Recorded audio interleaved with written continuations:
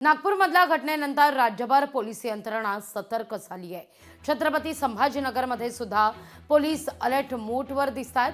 कोणत्याही अफवांवर विश्वास ठेवू नका आणि शांतता राखा, असं आवाहन पोलिसांनी नागरिकांना केलंय।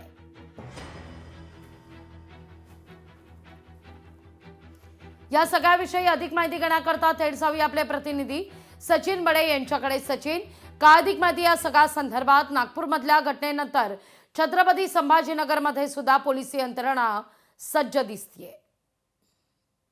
लागवीची औरंगजेबची कबर छत्रपती संभाजीनगर जिल्ह्यामध्ये आहे आणि हा वाद उफाळून येऊ शकतो अशी शक्यता जी होती ती पोलीस यंत्रणेला होती।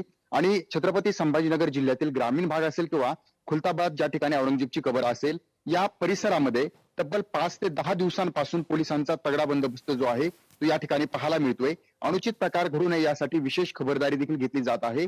कारण जी कबर हटवण्याची मागणी केली जाते ती छत्रपती संभाजीनगर जिल्ह्यातील खुलताबाद या ठिकाणी असल्या कारणानं पोलिसांनी या ठिकाणी बंदोबस्त वाढवलेला आहे। होमगार्ड असतील, राज्य राखीव पोलीस दल असेल, पोलीस विभाग आहे आणि त्यासोबतच पुरातत्व विभाग सुद्धा या परिस्थिती संदर्भात आढावा घेत आहे। त्या ठिकाणी ते उपस्थित आहे आणि अनुचित प्रकार घडू नये यासाठी त्यांनी सुद्धा बारकाईने लक्ष दिलेलं आहे। दुसरीकडे शांततेचं आवाहन जे आहे ते केलं जाते, कारण काही राजकीय नेत्यांकडून जी काही विधानं करण्यात आलेली आहे त्यामुळे हे राजकीय वातावरण गढूळ होत चालल्याची प्रतिक्रिया देखील सर्वसामान्य जनतेने उपस्थित केलेली होती आणि त्यानंतर याचे पडसाद जे आहे ते नागपूरमध्ये पाहायला मिळालेले आहेत।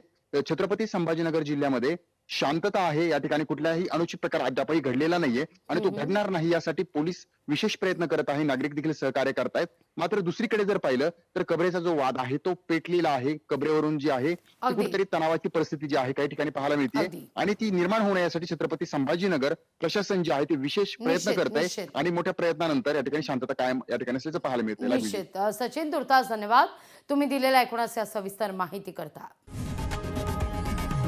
लोकशाही मराठी ऐका, पहा, जागरूक रहा।